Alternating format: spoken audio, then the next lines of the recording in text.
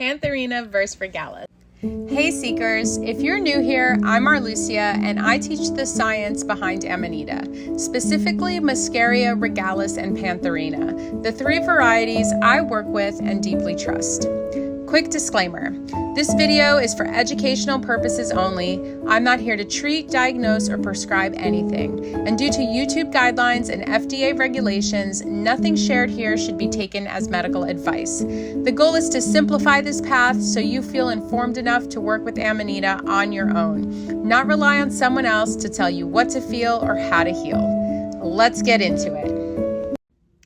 Let's talk about my experience with higher doses of Amanita, specifically Pantherina versus Regalis. I personally find myself gravitating toward the pantherinoid group rather than the muscaroid group. Now, while Regalis is an incredibly beautiful and powerful mushroom, it does fall under the muscaroid category. Because of that, it naturally carries higher concentrations of muscarine. At lower doses, that isn't usually a problem. Once the dose is pushed higher, I begin experiencing very noticeable muscarinic effects.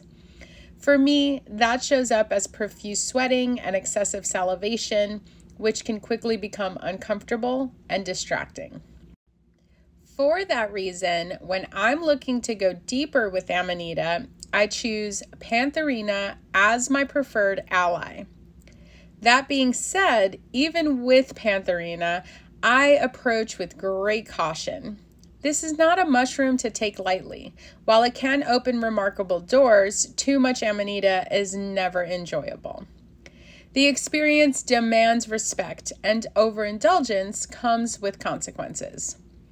If you ignore that and push too far, Amanita has a way of slapping you back, and it can be a very harsh and humbling lesson.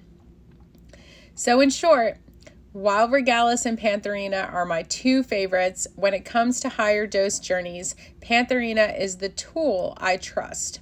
But always with reverence, always with restraint, and always remembering that Amanita is a teacher and best approached with respect rather than excess. I hope that gave you some insight for Pantherina versus Regalis and my experience with higher doses of Amanita. Out of all the varieties, these two are my personal favorites to work with. Remember, this isn't about chasing effects or copying someone else's protocol. It's about tuning in to your own rhythm, trusting your body, and staying consistent enough to let the shifts unfold. If this helped you understand Amanita a little deeper, hit like, subscribe, or drop a comment below. I love hearing how this work is landing for you. And if you're ready to go further, check the description for links to more education, trusted sources, and next steps for your journey. Stay curious, stay grounded, and always think beyond. With love.